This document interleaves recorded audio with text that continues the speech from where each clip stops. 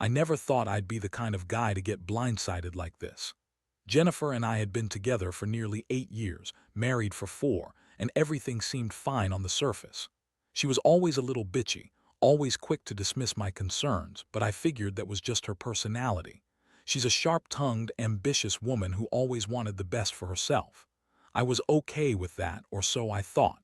We had our routines, our little routines that never really seemed to cause trouble. At the start, I noticed small things.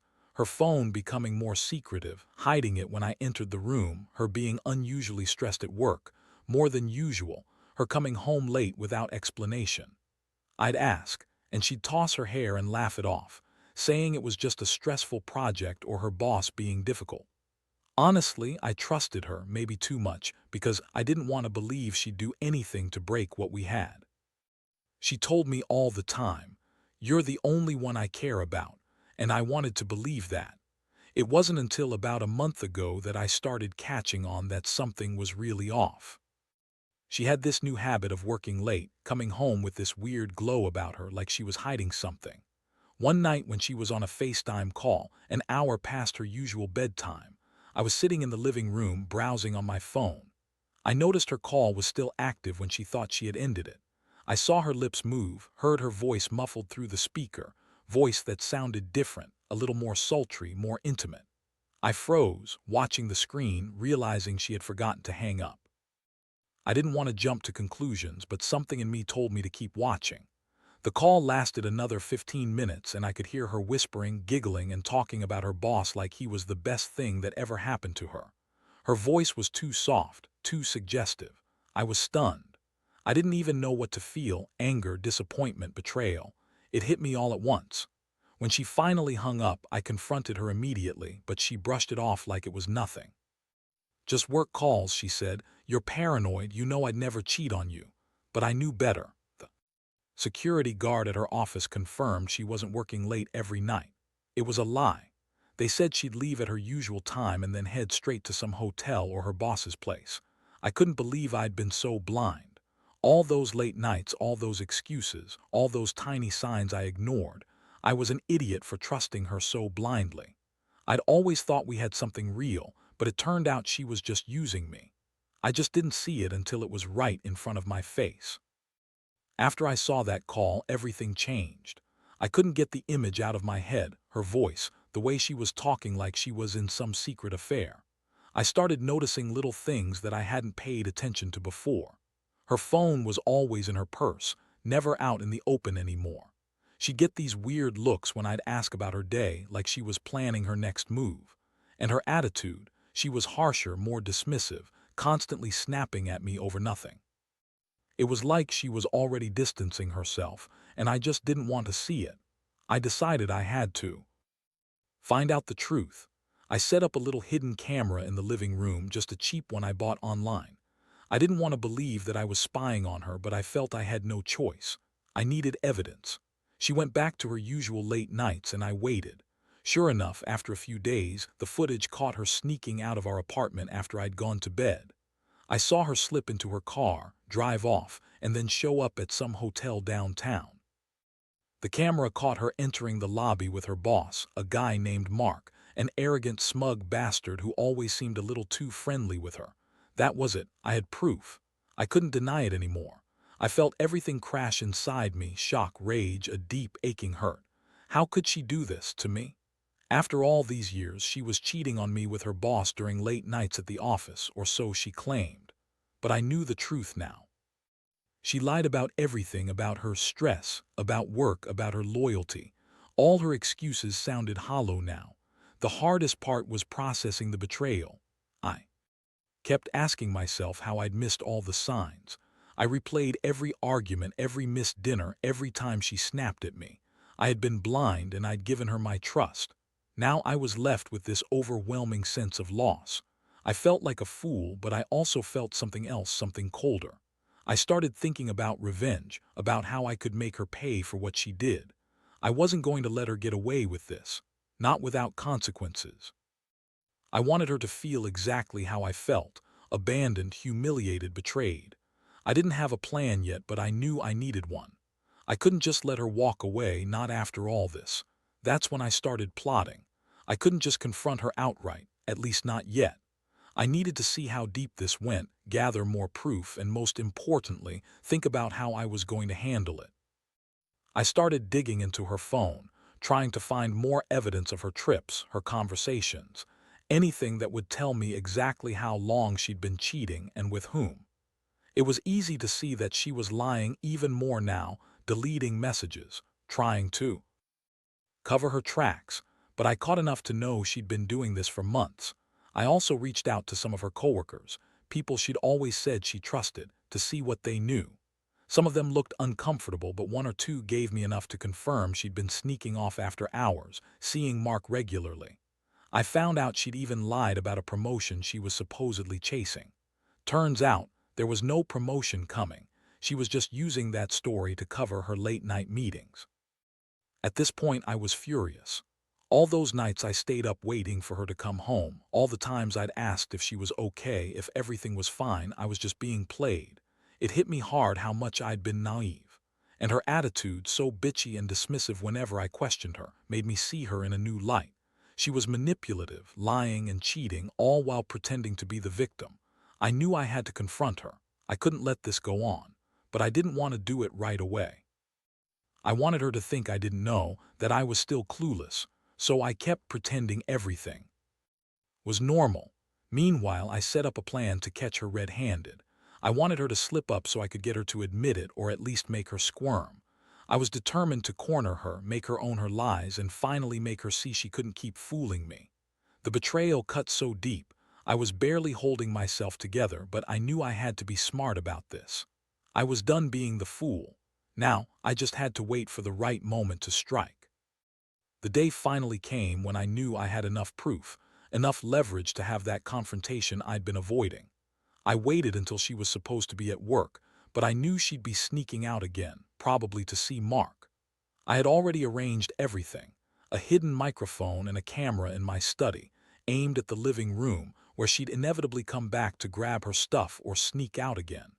I wanted her to slip up in her own words, to catch her in the act of lying again. She left the house that morning with her usual attitude, snippy, dismissive, and bitchy as ever. I watched her drive off, heart pounding in my chest. I sat in the dark, waiting for her to come back so I could hear what she'd say. I knew she'd try to deny everything, try to spin some story about work stress or some emergency at the office, but I was ready. I wasn't going to give her the chance to lie anymore. 4 hours later, she returned. Quiet, tense, and I noticed she was acting totally different than usual, more nervous, jittery even. She tiptoed inside, trying to avoid making any noise. The second she stepped through the door, I pressed record and I turned on the microphone. I was ready. She walked into the living room, acting casual, but I could see the guilt in her eyes. I sat quietly on the couch, watching her. She looked around nervously, then grabbed her purse and headed for the door. I decided to call her bluff. "Jennifer," I said sharply, voice cold but controlled. "Where exactly have you been?" She froze, her hand on the doorknob. "What are you talking about?" She shot back, trying to act innocent. Her voice cracked just slightly. "I told you I was working late." I shot her a look. "I know you've been cheating on me with your boss, Mark. I've seen the videos, I've heard the calls, and I've had enough of your bullshit." Her face twisted, her eyes narrowing. "What are you talking about? You're crazy. You're just trying to ruin my career now. I don't know what you're accusing me of, but—" "Cut the crap," I interrupted. "I have proof. You've been sneaking around, lying to my face, using me as a cover. How long has this been going on?" She looked like she was about to break, then suddenly snapped. "You don't understand. I was just doing it for my career. He promised me a promotion. He said I needed to prove my dedication. It's just sex, okay? Nothing serious." That was the moment I saw her true colors. She lied so easily, so convincingly. Her voice was full of that bitchy, entitled attitude she always had when she was cornered. And the way she said nothing serious made me feel sick.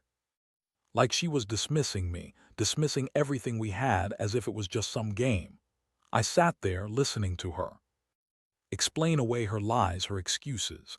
I felt the anger boiling inside me, but at the same time I was devastated. My wife had turned into someone I didn't recognize, and what hurt the most, she didn't even seem sorry, just annoyed that I found out. That's when I realized this was going to change everything. I couldn't keep pretending anymore. After she finished her pathetic little explanation, I just sat there, stunned. The air in the room felt heavy, thick with betrayal. I couldn't believe I'd spent all those years trusting her, only to find out she was just using me. The woman I married, the woman I thought I knew, she was nothing but a manipulative bitch who threw away everything for some fleeting thrill with her boss. The anger was boiling over, but beneath that was just a deep, aching sadness that I didn't even want to admit I felt. I knew I had to decide what to do next. Part of me wanted to scream, to throw her out, to end it all right then and there. But another part, more rational, knew I needed to think carefully. This wasn't just about revenge anymore. It was about my own future. I couldn't stay with someone who lied and cheated so blatantly. I had to get out, but I needed to make sure she paid for what she did properly. I told her to sit down, that I had something to say. She hesitated, then reluctantly obeyed. I looked her straight in the eyes and told her I wanted a divorce. Her face twisted with rage and contempt, but I didn't care. I explained that I couldn't trust her anymore, that her lies had destroyed what little respect I had left. I told her I'd be taking everything, our house, savings, everything that was ours, and she could go to hell. She started crying, of course, acting like the victim. "You're overreacting," she yelled. "I didn't mean for it to go this far, it was just sex. It doesn't mean I don't love you," but I didn't listen. I knew she was just trying to manipulate me again, trying to make me feel guilty so I'd stay. I refused to fall for it. I had already made my decision. I wasn't going to let her ruin me anymore. I was done being the fool. It was time to take back control. As I packed my things and got ready to leave, I felt a strange mixture of relief and emptiness. Part of me was glad to be free from her lies, but another part couldn't shake the pain of betrayal. I kept thinking about all the years we wasted, all the trust I had handed her, and how she just threw it all away for some meaningless sex with her boss. When I finally walked out that door, I promised myself I'd never let anyone treat me like that again. I learned a harsh lesson about trust and deception, and how sometimes the people closest to us can turn out to be the biggest liars. I don't know what the future holds, but I know one thing for sure: I'll never be that naive again. If I could give one piece of advice, it's this: trust is fragile, and when it's broken, sometimes the only way to move on is to walk away. The days that followed were a blur of chaos and reflection. I moved out, took what was mine, and cut ties with her completely. The house that once felt like home now seemed empty, hollow, a stark reminder of how much I'd been betrayed. It was hard, honestly. There was this lingering sense of loss, of having my trust shattered into a million pieces. But underneath all that, I felt a strange sense of liberation. Like I'd finally ripped the Band-Aid off and faced the harsh truth I'd been too blind to see for too long. Looking back, I realize I learned a lot from this nightmare. I learned that sometimes people will lie so convincingly, so effortlessly, that you start questioning your own judgment. I learned that ignoring the signs only makes the fall worse. And most importantly, I learned that you can't control other people's choices, only how you respond to them. Now I try to focus on myself. I started going to therapy, not just to process everything, but to heal. I've realized I deserve honesty, respect, and loyalty, and if someone can't give me that, I'm better off without them. It's not easy, and some days I still feel the sting of what I lost, but I remind myself that I'm stronger than this. One thing I want to say to anyone reading this: if you're in a situation like mine, don't ignore the signs. Don't make excuses for someone's behavior just because you love them or because you want things to work out. Trust your gut. Sometimes, the truth is worse than any lie you might tell yourself, but facing it early can save a lot of pain down the line. I hope my story serves as a warning, not just about cheating, but about how we sometimes overlook the red flags because we want to believe in the best of people. But in the end, honesty and loyalty are what matter most. If they're gone, everything else is just noise. I'm learning to move on, to forgive myself for trusting too much, and to remember that I'm better than someone who would betray me like that. That's the hardest lesson, but also the most freeing one.